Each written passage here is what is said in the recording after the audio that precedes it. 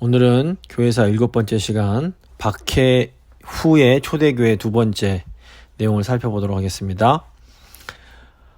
로마 제국에서 이 기독교가 공인된 사건은 초대교회에 어마어마하게 큰 영향을 주게 됩니다. 기독교가 공인된 이후로 교회가 큰 변화를 맞게 되는데, 일단 교회는 조직을 체계적으로 정비하게 되고 교리를 통일하게 됩니다.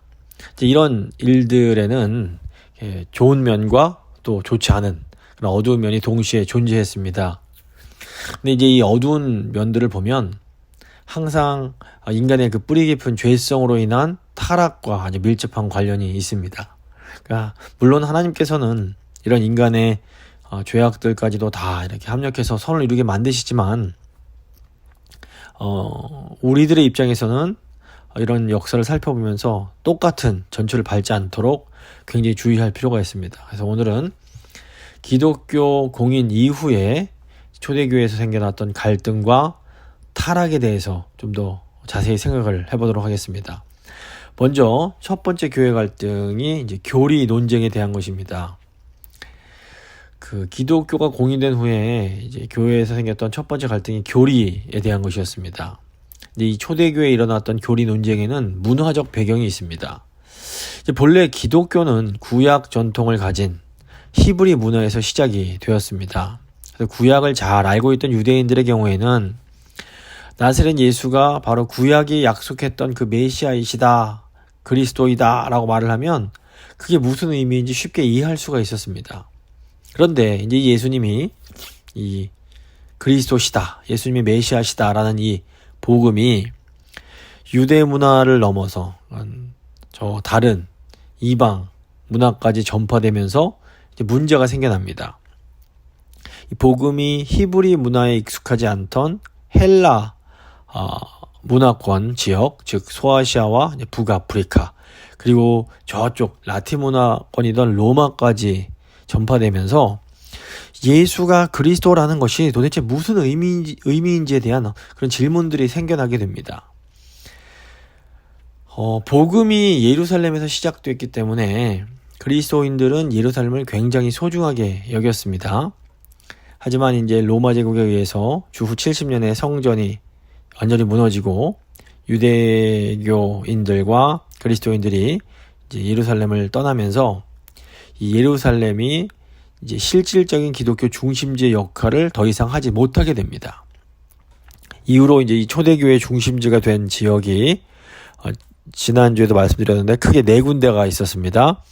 일단 예루살렘 북쪽에 위치한 안디옥이 있었고, 또 이집트에 위치했던 그 알렉산드리아라는 지역이 있었고, 그리고 이 동로마 제국인 콘스탄티노플, 오늘날의 터키 이스탄불에 해당하는 그 지역이 있었고, 또 저기 그 서로마 제국의 중심지인 로마가 있었습니다. 그래서 이 예루살렘을 포함해서 5개 이 지역이 초대 교회의 중심지였다고 볼 수 있습니다.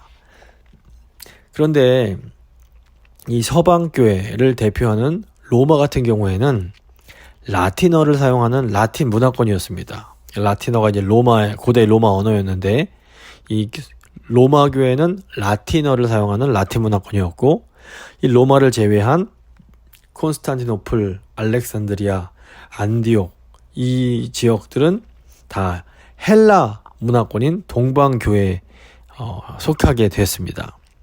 그래서 보통 저희가 어떤 문제가 있으면 어떤 사람들은 머리 아프게 왜 그렇게 많이 고민하느냐고 하면서 단순하고 깔끔하게 정리해서 결론을 내리고 싶어하는 사람들이 있습니다. 그런데 또 어떤 사람들은 복잡한 문제가 있으면 그거 재밌겠는데 하면서 의자를 끌어당기면서 대화를 시작하는 사람들도 있습니다. 그러니까 서로 문제를 대하는 방식이 완전히 다른 겁니다. 그런데 이 서방교회 문화와 동방교회 문화가 이런 식으로 완전히 달랐습니다. 저희가 로마 하면 떠오르는 유명한 것이 법률, 건축, 군대입니다. 로마로 대표되는 서방교회의 이 일반적인 사고방식은 뭐냐면 굉장히 구체적이고 실제적이고 법률적이었던 겁니다. 반면 저희가 그리스 하면 뭐가 떠오르냐면 철학과 예술이 떠오릅니다. 그래서 이 헬라 문화권이던 동방교회의 사고방식은 굉장히 추상적이고 정열적이고 또 사색적인 그런 경향이 있었습니다. 그래서 서방교회의 언어인 라틴어 자체가 굉장히 실제적이고 구체적인 특징을 갖는 언어입니다. 그래서 서방교회의 교부였던 터툴리안은 도대체 예루살렘이 아테네와 무슨 상관이 있는가라고 하면서 이 기독교 신앙이 사변적 철학 전통을 가진 이 헬라 문화와 연결시키는 것 자체를 굉장히 싫어했습니다. 반면 이 동방교회의 언어인 헬라어는 이 철학에 사용되는 언어였기 때문에 복잡하고 추상적인 사고를 표현하는데 아주 적합했던 그런 언어입니다. 그래서 동방교회 교부였던 알렉산드리아의 클레멘트라든가 이런 사람들은 이 그리스 철학이 이 기독교 신학을 위해서 아주 유용한 것이다, 이런 또 생각을 했습니다. 전혀 상반된 생각을 했던 겁니다. 근데 기독교 교리의 경우에도 서방교회는 이 신조처럼 교리의 형식을 굉장히 중요하게 생각했습니다. 그래서 신조를 딱 정확하게 확정해서 교리 문제를 해결하고 싶어 했던 겁니다. 반면에 이 동방교회 같은 경우에는 신조의 확정이 끝이 아니고 도리어 이 기독교 교리를 더 깊고 더 넓게 심오하게 사고하는 그런 이제 이 자극제로 생각하는 그런 경향이 있었습니다. 이런 문화적 차이는 교리 논쟁뿐 아니라 훗날 이 교회가 서방교회와 동방교회로 갈라지게 하는 데 있어서 아주 큰 영향을 주게 됩니다. 그래서 이 초대교회에서 이런 교리 논쟁이 일어나는 데는 이런 문화적 배경이 있었다는 것을 저희가 이해할 필요가 있습니다. 더불어서 초대교회에서 교리 논쟁이 공식화된 직접적인 이유는 이 정치적인 배경이 있습니다. 기독교를 공인한 콘스탄틴 황제는 교회가 로마 제국을 통합해주는 역할을 해주기를 원했습니다. 그런데 이 교회 안에서 서로 교리 때문에 분열되는 것을 보면서 이거 안 되겠다, 이 교리를 통일시켜야겠다, 이런 생각을 하게 됩니다. 그래서 콘스탄틴 황제가 당시 분열되어 있던 교리를 일치시키기 위해서 전역에 퍼져 있던 교회 지도자들을 모아서 공의회를 소집합니다. 당시 니케아에 소집한 이 공의회 공식 명칭이 무엇이었는가 하면 제1차 교회 일치 공의회였습니다. 이 목적이 뭐였는지가 그 이름을 통해서 분명히 드러납니다. 일치를 추구하고자 했던 겁니다. 비록 콘스탄틴 황제는 정치적인 동기에서 이 교리의 일치를 하려고 했지만 이것을 통해서 결과적으로 이 교회가 박해당할 때에는 확립되지 못했던 이 정통 교리가 확립이 됩니다. 이 정통 교리가 확정되기까지 이 로마로 대표되는 서방교회 측과 이 콘스탄티노플, 안디옥, 알렉산드리아로 대표되는 동방교회 간에 서로 굉장히 갈등이 있었습니다. 그리고 동방교회 내에서도 서로 누가 헤게모니를 장악하느냐에 따라서 이 정치 세력들 간의 투쟁들이 이제 존재했습니다. 근데 이제 저희가 신혼지 이렇게 기독교의 정통 교리, 신조가 결정되는 과정을 보면 하나님께서 이단적인 주장을 하는 세력이 득세할 때에 그 하나님이 준비하신 한 사람을 통해서 이 정통 교리를 수호하게 하시는 것을 보게 됩니다. 그래서 우리가 기억해야 할 것은 하나님께서 이런 모든 어떻게 보면 굉장히 인간적으로 보이고 지저분해 보이고 답답해 보이는 이런 과정들을 통해서 지금 우리가 믿고 있는 기독교의 정통 교리가 확정될 수 있도록 인도해 주셨다라는 사실입니다. 초대교회에 이 교리 논쟁이 있던 당시에도 이 정통 신앙을 지키기 위해서 하나님께서 준비하신 이 아타나시우스라는 감독이 이 이단적 주장을 하는 사람들의 이 정치적 공작 때문에 굉장히 많은 고난을 당합니다. 하지만 이 아타나시우스는 끝까지 하나님의 진리를 포기하지 않았고 결국 놀라운 하나님의 섭리 가운데 정통 교리를 바로 세우게 됩니다. 그래서 저희도 신앙생활을 하다 보면 도대체 예수 믿는다는 사람들이 어떻게 저런 행동을 할 수가 있지라는 그런 생각을 하게 될 정도로 그런 모습을 저희가 볼 때가 있습니다. 그런데 우리 하나님께서는 바로 그런 말도 안 되는 상황을 통해서도 신실하게 하나님의 뜻을 이루어 가십니다. 그래서 우리에게 중요한 것은 누가 어떤 말도 안 되는 행동을 할지라도 우리는, 나 자신은 하나님 말씀에 순종하면서 묵묵히 신실하게 앞으로 나아가야 한다는 겁니다. 하나님께서 순종하신 예수님 한 분을 통해서 인류를 구원하신 것처럼 하나님은 순종하는 한 사람을 통해서 그리스도의 몸된 교회를 바르게 세워가십니다. 그래서 그 한 사람이 다른 사람이 아니라 내가 될 수 있도록 하나님 앞에 겸손하게 기도하면서 신실하게 주님이 원하시는 길을 가야 됩니다. 두 번째 교회의 갈등은 배교자 논쟁이라는 것이 있었습니다. 기독교에 대한 박해가 끝이 나면서 이제 그 박해를 받을 당시에 믿음을 배신했던 사람들을 어떻게 교회가 처리해야 될 것인지에 대한 이 문제를 두고 교회에 또 논쟁이 일어나게 됩니다. 당시 논쟁의 중심에 있던 사람이 이제 북아프리카 그 알렉산드리아 옆에 있는 카르타고란 지역의 감독이던 도나투스라는 사람입니다.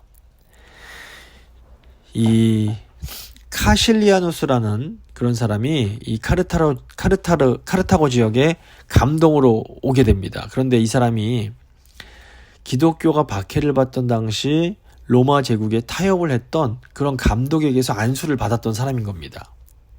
그래서 이때 배교자에게 안수를 받은 이 카실리아누스는 우리가 감독으로 인정할 수 없다라고 생각하는 교인들이 있었습니다. 이런 교인들이 자기들 손으로 도나투스 감독을 선출하면서 교회가 순수해야 된다라는 것을 강력히 주장하기 시작합니다.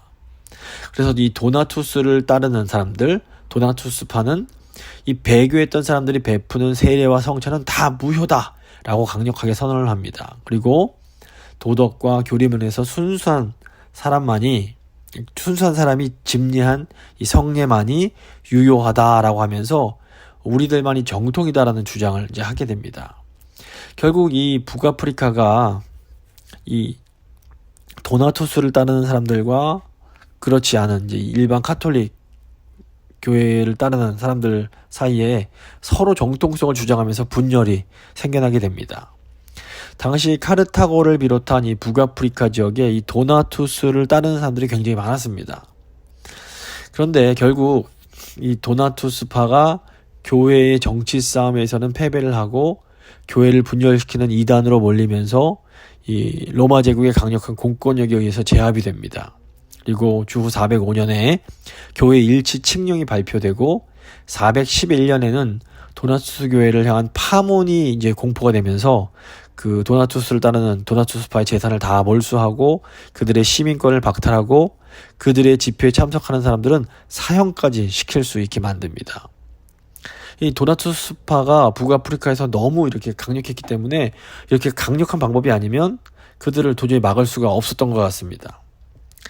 당시 이단으로 몰려 핍박을 당하던 도나투스파 사람들은 황제가 도대체 교회와 무슨 상관이 있는가 이렇게 생각을 하면서 계속 자기들의 그 믿음을 고수하게 됩니다.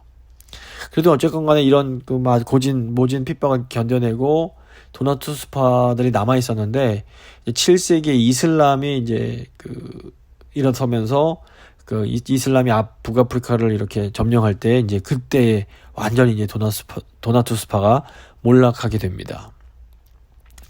이 도나투스파가 저 의미가 있는 것이 제가 일제강점기 때 신사참배에 반대했던 우리 재건교회가 이 도나투스파와 비슷한 부분이 있기 때문에 그렇습니다.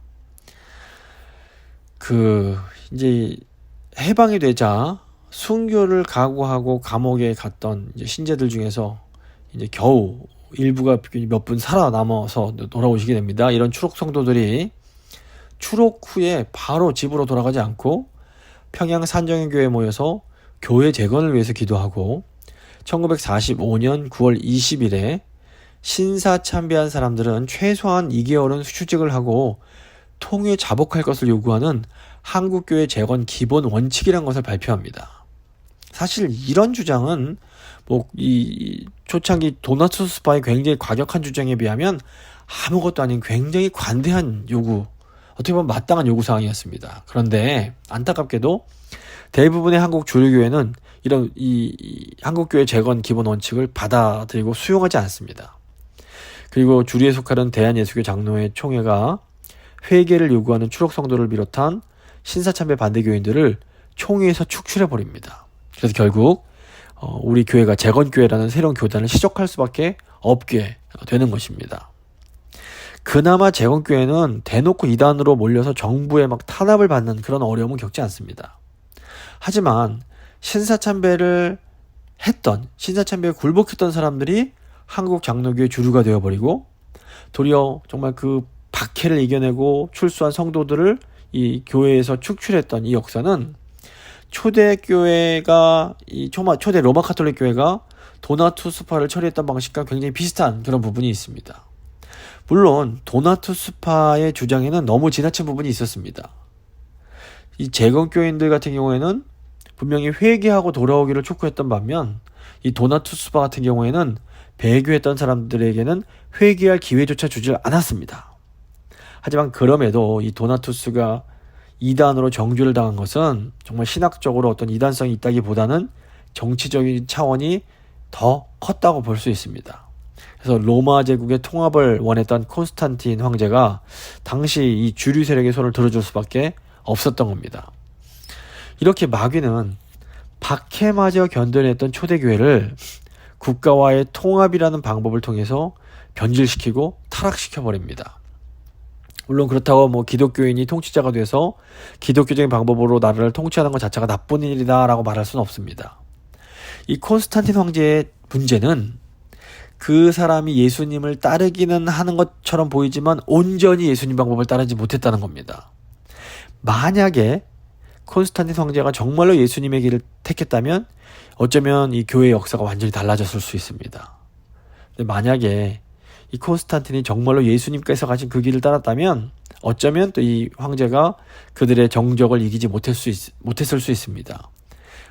이 자신의 목적을 이루기도 전에 살해를 당하거나 그 콘스탄틴의 그 왕좌도 오랫동안 지속되지 못했을 수 있습니다. 하지만 이 세상의 길과 예수 그리스도를 따르는 길은 분명히 다릅니다. 예수님은 십자가에서 비참한 죽음을 당하심으로 이 세상의 변화를 시작하십니다. 콘스탄틴 황제가 이런 세상의 왕의 길이 아니라 예수님의 길을 따랐다면 이 세상적 관점에서는 실패한 통치자가 되었을지 모릅니다. 하지만 예수님처럼 진정으로 세상을 변화시키는 그런 사람이 되었을 수도 있습니다. 근데 이제 문제는 오늘날 21세기를 살아가는 우리에게도 이런 유혹이 똑같이 존재한다라는 겁니다. 어떤 눈에 보이는 큰 성공을 위해서 세상 사람들의 방법을 사용하고 세상이 추구하는 그 길을 갈 것인지, 아니면 끝까지 좀 손해보고 그럴지라도 예수님이 가신 그 길을 따라갈 것인지, 이 길이 우리에게 항상 놓여져 있는 겁니다. 재건교회는 세상의 성공을 포기하고 예수님을 따라가기로 선택해서 사람들이 세운 교회입니다. 저희가 그래서 이 주님 가신 이 길을 끝까지 신실하게 따라갈 수 있도록 저희가 그것을 위해서 기도하는 것이 정말로 이제 중요합니다.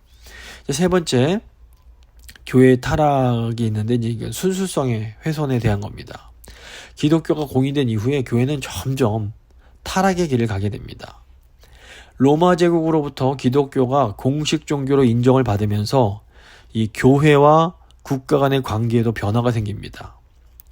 과거의 교회는 로마 제국을 가장 무섭게 비판하던 종교였습니다. 그래서 요한계시록에 나오는 큰 성 바벨론은 당시 교회를 핍박하던 로마 제국을 상징했습니다. 그런데 이제는 기독교가 로마 제국과 함께하는 종교로 변화가 됩니다. 전에는 그리스도인들이 로마 제국을 위한 전쟁에는 나가지 않았는데, 기독교가 로마 제국에서 공인된 이후에는 그리스도인들도 적극적으로 군대에 들어가게 됐습니다. 또 성직자의 신분에도 큰 변화가 생기게 됩니다. 과거에는 주교나 감독이 제일 먼저 잡혀서 고문을 당하고 순교를 당하는 사람들이었습니다. 당연히 성직자가 된다는 것은 고난과 죽음을 각오해야만 하는 일이었습니다. 그런데 이제 기독교가 공인된 이후에 더 이상 성직자가 고난을 가는 것이 아니라 국가의 존중을 받고 군대도 면제를 받고 또 공무원처럼 월급도 받는 그런 좋은 직업이 됩니다. 성직자들의 세금이 면제되면서 많은 부자들이 세금을 면제받으려고 성직자가 되기까지 하게 될 정도였습니다. 나중에는 정부가 이 부자들은 성직에 들어오는 것을 금지할 정도로 부자들이 성직자가 많이 되려고 했습니다. 단지 그 이유는 신앙적인 이유가 아니라 세금 면제를 받고 싶었던 겁니다. 또 감독이 신자들 간의 송사를 교회 법정에서 해결할 수 있는 권리를 가지면서 감독의 신분이 이제 법관처럼 굉장히 높아지게 되었습니다. 이처럼 교회가 힘이 생기고 특권을 누리게 되면서 교회가 점점 초창기의 그 순수함이 사라지고 세속적으로 변해갑니다. 박해를 받던 시기에는 이 교회에 아무나 들어올 수가 없었습니다. 세례를 받기 전에 3년 정도 세례자 문답 교육을 진행을 했고 진짜 백의 신자만 교회에 들어올 수 있었습니다. 그래서 과거에는 교회에 사회 약자들이 많았고 부자나 권력자는 매우 적었습니다. 그런데 기독교가 공인이 되면서 교회 문턱이 굉장히 낮아지게 됩니다. 주 380년에 테오도시우스 황제가 아예 기독교를 로마의 국교로 삼아버리면서 가난하고 버림받았던 사람들이 믿던 기독교가 이제는 힘있고 영향력 있고 부유한 사람들이 믿는 국가의 종교가 되어버린 겁니다. 또한 로마의 이 많은 관습을 이 교회의 관습으로 흡수를 하면서 성인 숭배라는 것이 발전하게 됩니다. 로마의 전통 종교는 죽은 사람들의 무덤에 가서 제사 음식을 차려놓고 죽은 자들에게 예를 올렸습니다. 저희가 제사 드리는 것과 비슷합니다. 근데 이런 관습이 기독교 안으로 흡수가 되면서 그리스도인들도 유명한 성인이나 순교자의 무덤에 모여서 성찬을 함께하며 그들을 공경하는 그런 예식을 치르게 됐습니다. 그 중에서도 가장 인기 있는 성인이 바로 예수님의 어머니 마리아였습니다. 마리아는 처음에는 주님의 어머니라고 불리다가 나중에는 아예 하나님의 어머니라고 불리면서 죄가 없는 천국의 여왕이자 어떤 성도들이 기도를 듣는 기도의 대상으로 변해갔습니다. 이런 식으로 어떤 이교의 미신이 기독교의 관습으로 자리를 잡아가면서 나중에는 성인들의 뼈, 손톱, 머리카락, 옷, 책과 같은 유물들의 어떤 신성한 능력이 있다고 믿는 그런 지경에까지 이르게 됩니다. 완전히 이제 미신적이 돼버린 겁니다. 박해를 받던 시절에 이 박해를 견딜 수 있게 했던 유일한 소망은 예수님의 재림이었습니다.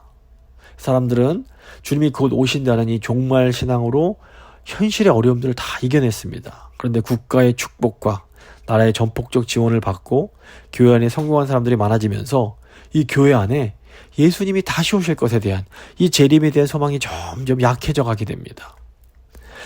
기독교의 가장 큰 힘은 성령님이 주시는 힘이요 다가올 하나님 나라에 대한 소망이었습니다.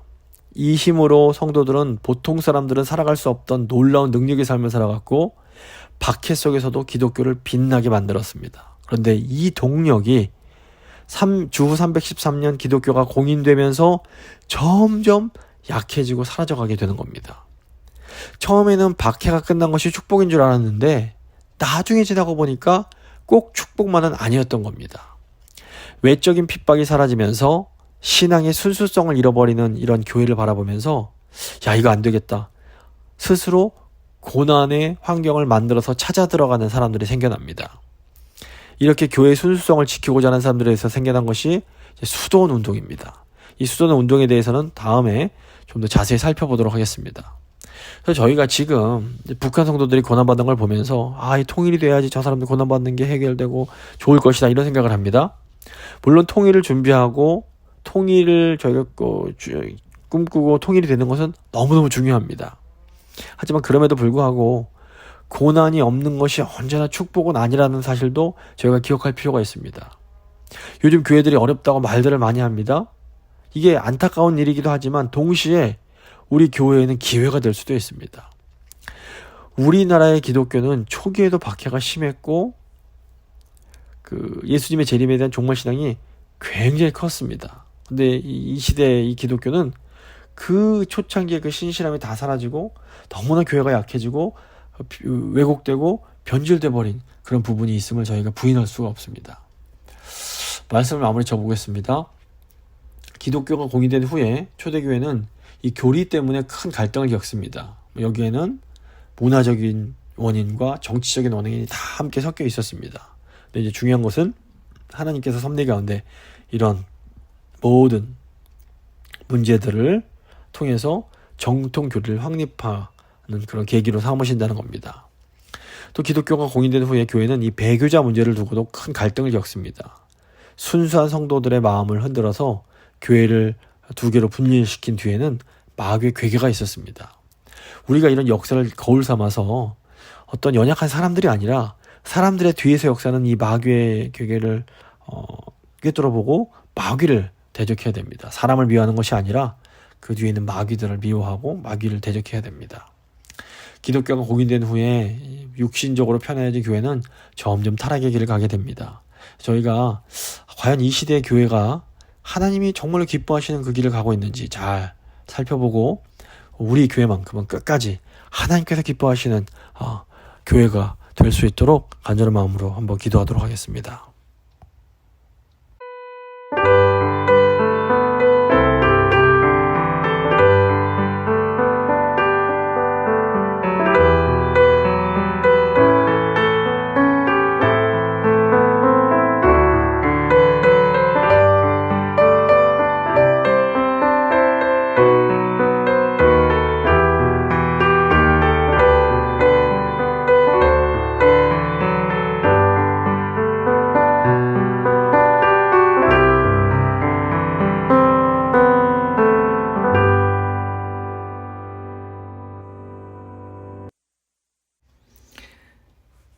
하나님 아버지 감사합니다. 오늘도 교회사를 통해서 저의 마음의 옥교를 다시 한번 여밀 수 있는 은혜 주신 걸 감사합니다. 아버지, 저희가 고난이 싫지만 고난이 없는 것이 저에게 늘 축복이 아니라는 것을 저희가 다시 한번 기억합니다. 주님, 저희를 불쌍히 여기시고 하나님께서 복 주실 때에도 교만해지지 아니하고 타락하지 않을 수 있도록 주여 저희를 붙들어 주시옵소서. 그리고 아버지, 이 시대 교회들이 회개하고 주님이 가신 그 길로 돌아올 수 있도록 주여 이 시대 이 땅의 교회들을 불쌍히 여겨주실 간절히 소망합니다. 저희 재건교회가 하나님의 은혜 가운데 끝까지 우리 주님 가신 길을 잘 따라가는 그런 교회가 될 수 있도록 주여 긍휼을 베풀어 주시옵소서. 감사드리며 귀하신 우리 구주 예수 그리스도의 이름으로 기도드립니다. 아멘.